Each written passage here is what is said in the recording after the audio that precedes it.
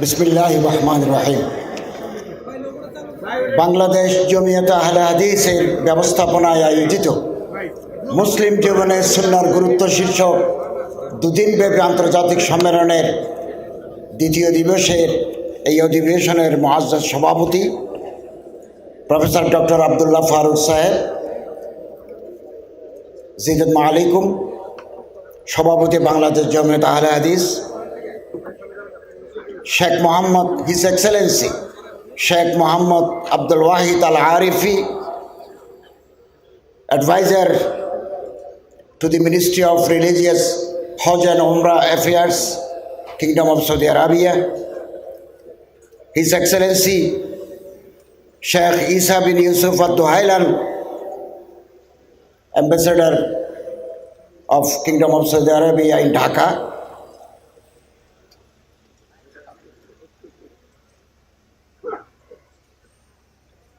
Sheikh Hafiz Allama Engineer Ibtisam Elahi Zahir, President Harkatul Quran was Sunnah, Pakistan,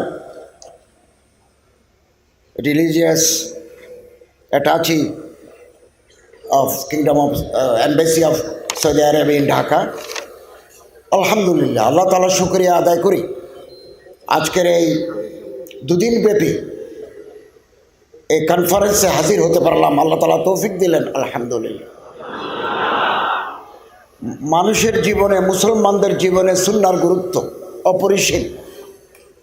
সুন্নাত যদি আমরা হারিয়ে ফেলি তাহলে বেদাত আমাদেরকে গ্রাস করে ফেলবে। তাওহীদ এবং রিসালাত এই দুইটাই হচ্ছে মৌলিক নীতিমালা, মৌলিক। শিরিক যদি জায়গা পায় তাওহীদ বিদায় হয়ে যায়, আর বেদাত যদি জায়গা পায় সুন্নত বিদায় হয়ে যায়। এই জন্য আমাদের দায়িত্ব হচ্ছে তাওহীদ এবং সুন্নতকে আঁকড়ে ধরা যে কোনো বিনিময়। আপনারা জানেন ফসলি জমিতে কিছু গাছ উঠে, এগুলোকে বলা হয় আগাছা। আগাছা পরিষ্কার করে না দিলে ভালো ফসল হয় না। গাছের উপর আরেকটা গাছ জন্মায়, কাঁঠাল গাছ। আপনি দেখবেন কিছুদিন পরে বট গাছের চারা, ওই পাখি এসে ওখানে পায়খানা করে ওখান থেকে চারা গজায়। এগুলোকে বলা হয় পরগাছা। পরগাছা যদি সুযোগ পায় মূল গাছকে শেষ করে দেয়।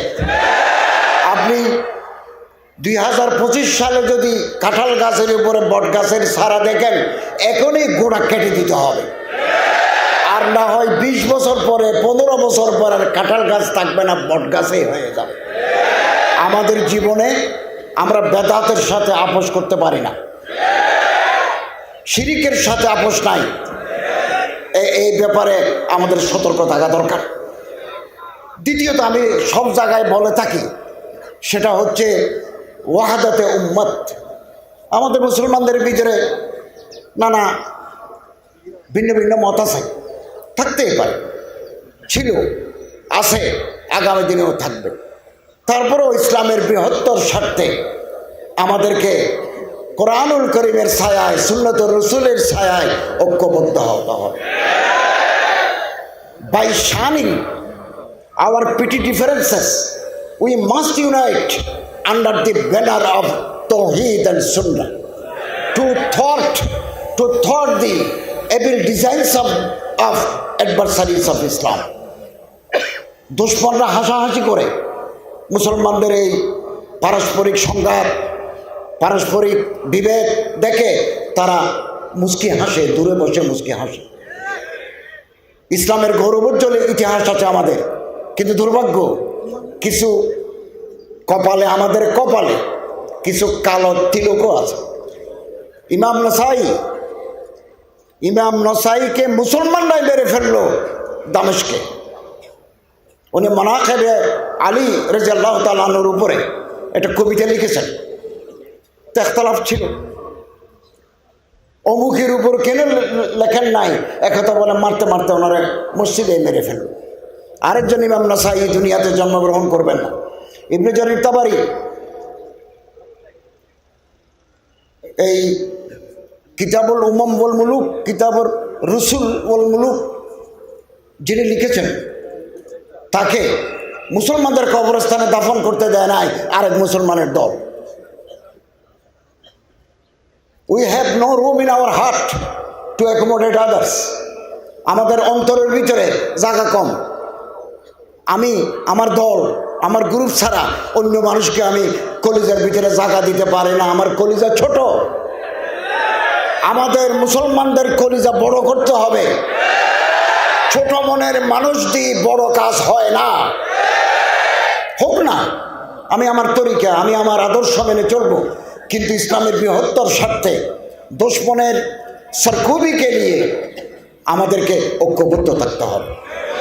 আলহামদুলিল্লাহ, প্রফেসর ডক্টর আবদুল্লাহ ফারুক সাহেব, ডক্টর মোহাম্মদ শহীদুল্লাহ খান মাদানী সাহেবের সাথে আমার অনেক দিনের সুসম্পর্ক আছে। তারাও আমার এখানে আসেন, আমিও তাদের কাছে যাই। আসুন না, আমরা এই দেশটাকে, আমাদের এই প্রিয় মাতৃভূমিকে শোষণ মুক্ত একটা দেশ হিসাবে, ইনসাফ ভিত্তিক একটা দেশ হিসাবে গড়ে তুলি। এবং সহিষ্ণুতা, tolerance is essential, is prerequisite for the establishment of exploitation free country state.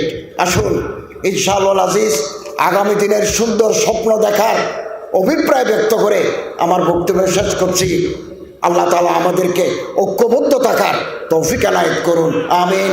ওয়া আখিরু দাওয়ানা আনিল হামদুলিল্লাহি রাব্বিল আলামিন। আল্লামা ইকবালের একটা কবিতা দিয়ে শেষ করব। এক হো মুসলিম हरम के पासबानी के लिए नैल की साहिल से लेकर ताबहा के Kashgar. We must unite under the banner of Quranul Kareem and Sunnah of Prophet Muhammad sallallahu alaihi wasallam. Wa akhiru da'wana alhamdulillahi rabbil alamin.